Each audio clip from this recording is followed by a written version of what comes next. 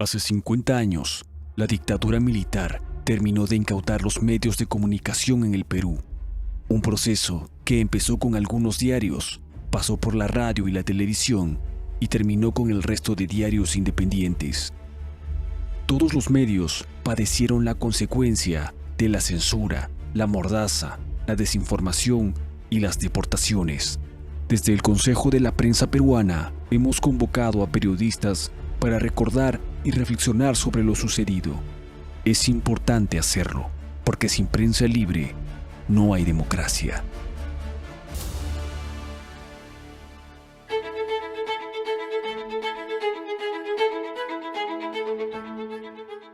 Velasco, tras el golpe de Estado, sabía que una prensa libre le era incómoda y así tramó un plan para tomar el control de los medios de comunicación. Primero con el Estatuto de Prensa y luego con este conocido SINAMOS, que era el Sistema Nacional de Apoyo a la Movilización Social, que dirigió el camino hacia la confiscación de los medios de comunicación, creando la Oficina Central de Información que dirigía y controlaba los contenidos y el seguimiento a su cumplimiento. Simplemente se tomaron los medios, los diarios, los canales y se conformó una prensa parametrada, una prensa que no respondía a sus principios, sino respondía a los principios de la dictadura de turno. Nos quitó algo muy importante, la libertad de expresión, que además nos tomó muchos años recuperar. Fue un asalto explícito, muy claro a los medios de comunicación, con lo cual la sociedad se quedó sin información sobre las cosas que hacía el gobierno, sobre las violaciones a los derechos fundamentales, y se quedó sin posibilidad de expresarse a través de los medios. Lo que sucedió en el año 70 con los diarios y el 74 con el resto, es decir, con todo lo que existía, radios, revistas, caretas y medios audiovisuales, fue sumamente grave.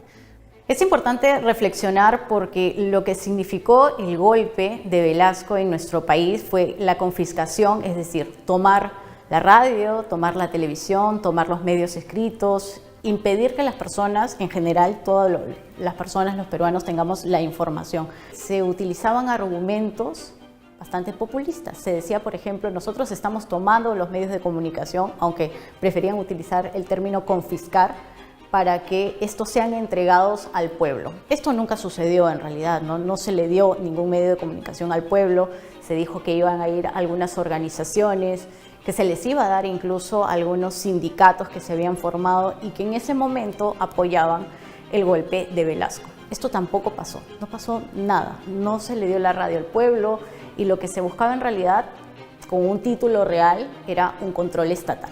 Este control estatal era simplemente informar de lo que se quería, informar de lo que ellos consideraban las actividades militares importantes para el pueblo y lo que en ese momento ellos decían que les beneficiaba al pueblo. En sencillo, les decían a los peruanos solo lo que ellos querían a través de la radio, de la televisión y de la prensa escrita.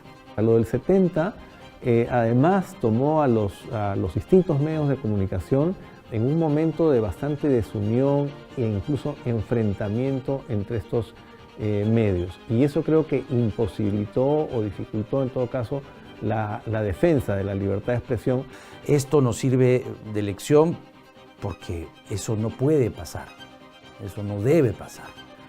Un episodio similar ocurrió en los años 90, no de una manera tan desembosada, tan descarada como fue con los militares, pero todos hemos sido testigos que en los años 90 se recibió abundante cantidad de dinero por parte de malos empresarios que desprestigiaron el oficio y desprestigiaron al periodismo.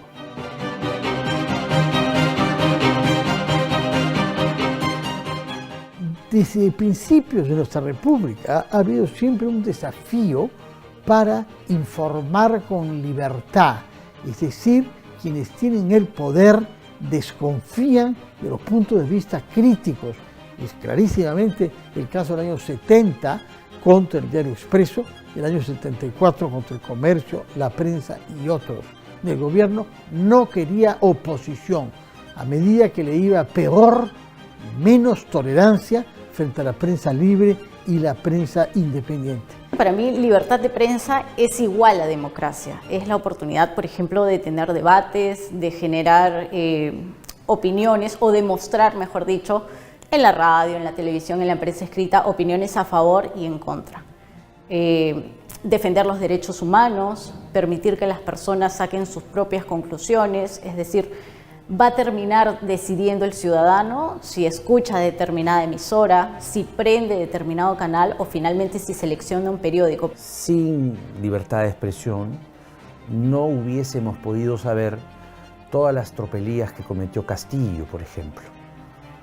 Todas las cosas que están pasando en este gobierno, el gobierno de la señora Boluarte, tiene muchas cosas que responder ante la justicia y fue gracias y ha sido gracias al periodismo de investigación que se han abierto carpetas fiscales, incluso a la propia Presidenta de la República. Por eso es bueno tener distintos tipos de medios que se centran en la investigación, o que se centran en la información, o que se centran en la opinión, o que mezclan estas tres ramas periodísticas, ¿no? Porque en la opinión, por ejemplo, podemos seguir gente que nos abra los ojos sobre ciertas perspectivas de los hechos. En la información, de todas maneras, tenemos que conocer qué es lo que está pasando, y la investigación es el periodismo que nos permite adentrarnos en las entrañas del poder o en las entrañas del ejercicio del poder, sea de donde venga. La democracia se sostiene en la libertad. Tiene como marco derechos y deberes. Y el ciudadano tiene el derecho de estar informado de manera libre y plural de los asuntos de interés público, a través del ejercicio pleno de la libertad de prensa, para evitar abusos y corrupción.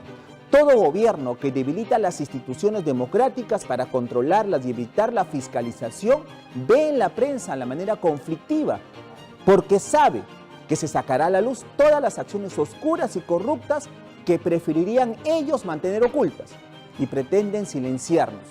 Sin embargo, no es la prensa la directamente afectada, sino los ciudadanos, ustedes, quienes tienen el derecho de conocer la verdad de lo que ocurre en el poder.